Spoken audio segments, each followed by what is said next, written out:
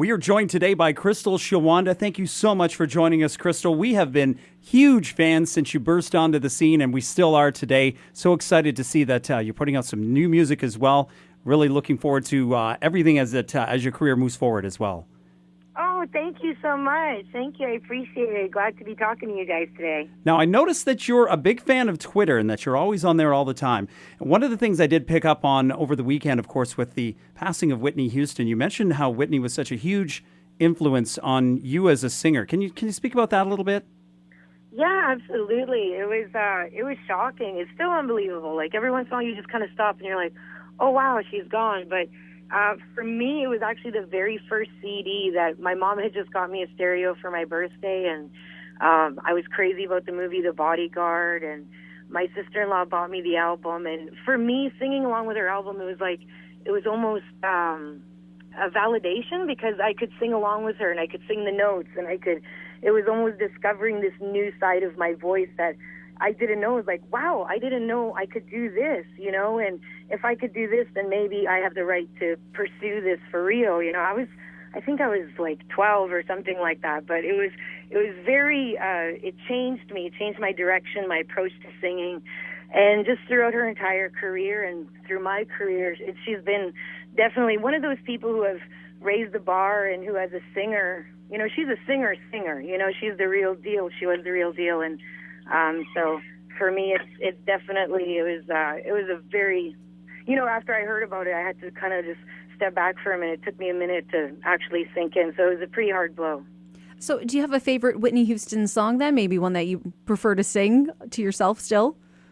Well, the obvious, I Will Always Love You, because that was the song in the movie The Bodyguard, but also the song Run to You, which was also in the soundtrack for The Bodyguard. I used to sing that at a lot of auditions and different things like that, and so it was a big part of, like I said, a lot of her music. It's almost like the soundtrack to your life, because she's been there so long, and I think a lot of people just kind of assume she was always going to be there. So definitely the soundtrack to my singing career, and always raising the bar as an artist, and it was just she's a very inspiring woman. Yeah, it was pretty wild. Now, you're clearly tuned into Twitter and social media. We follow you on Twitter as well, and love some of your posts and updates. Talking about having to go to the dentist recently, and you fall asleep in the chair?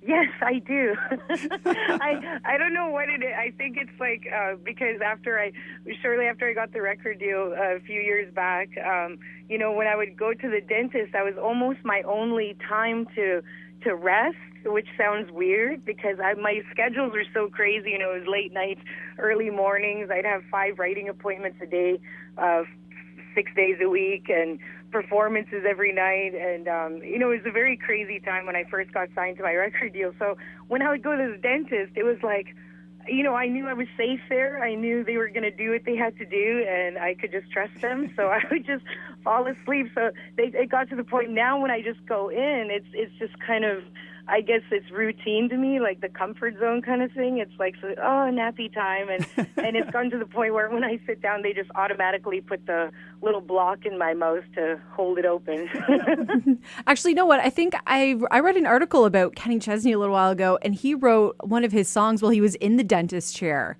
I think it was hilarious. Like Live a Little, because, he was talking about, for most people, it's like, oh, I don't want to go to the dentist. But he said he loved going because it was a chance to get away and you had time to think while you're in the waiting room. It really is, while you're in the waiting room and when you're in the chair, because they're just doing their thing and you're just, what are you going to do? You might as well think about something. Or, I do a lot of, for me, like I just go to bed. That's nappy time for me because I have a bit of insomnia, so for some reason, when I'm at the dentist, though, and when I'm riding in a car, I can go right to bed. Now, tell us about your dog, Namoosh. Am I saying Nemo. that right? Nemo, I have 2 dogs. I have one Fifi that I take with me everywhere, and then Nemosh is the stay-at-home dog because he's just totally nuts. Nemosh is actually a dog in Ojibwe, and he was a rescue dog, and when he was given to me, his name was Snow Baby, and he would never come to it. He would never answer to it. He would never, he wouldn't even look at us if we called him Snow Baby. And one day, out of frustration, I kind of pulled my grandmother, what she would always do. She called every dog Nemo. And so I did that. And he looked at me and he came running. And I was like, well, I guess his name is Nemo. So you were mentioning on Twitter that he's a little crazy and you can't take him on tour. Why is he so... Does he not like the tour bus or not travel well? He thinks like, for example, sometimes he'll jump on the table and he'll stand there and look accomplished. Like he thinks that he's done something great when he does something bad. And at home it's a little easier to, we know how to, at home he's fine.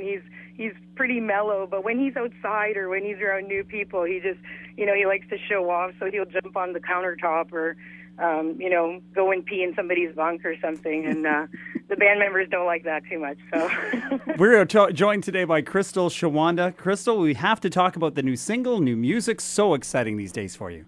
Absolutely. It's been a long, I'll be the first to say it. It's been a long time since I've had some new music out, and, so I'm over ecstatic to have new music out. My new single is called Closer.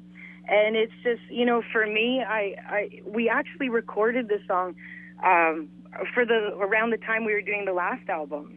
And just last minute, it didn't make it on. And I've loved this song from the minute I heard it. I'd love to play it live. People react to it. And it's just a song about, it's about falling in love, and that excitement you feel when you're in a brand new relationship, kind of, so to speak. And it's those butterflies in the stomach, and who can't relate to that? And for us, it's just fun to play. It's fun to sing. Now, with having a new single out, does that mean we can expect maybe a whole album from you soon? Absolutely. My new album will be hitting stores across Canada in April. Excellent. Cannot wait to hear that. How would you say that fits with some of your previous songs as far as influences and whatnot? It's definitely an extension. We're just kindly peeling back the layers. I would have to say that Dawn of a New Day, that album, for me it was it's kind of like polite conversation. When you first meet somebody, the version you first meet. When then after you get to know somebody, you start hearing the stories and you start getting more sense of their personalities and why they are who they are. And that's what I think this album is. The new album is called Just Like You, and there's 15 songs on the album, and I co-wrote 13 of them. And for me, it's just exciting to be getting, to be at this point. It's a lot more vulnerable, but it's a lot of the same as far as, it's an emotional roller coaster ride. There are those songs that are going to make you cry and make you think. And then there are those songs that are going to make you want to crank it up and want to dance and want to hang out with your friends and sing along at the top of your lungs. And I'm definitely paying homage to a lot of my heroes and my influences. Like this time around, there's a few songs on the album that really pay tribute to, me growing up loving Buck Owens and Dwight Yoakam and Marty Stewart, and kind of like a hillbilly swagger swing to it. So I'm excited, to continue to grow as an artist. And I'm sure your fans are going to be very excited to see some brand new material from Crystal Shawanda, which she just revealed, coming out in April.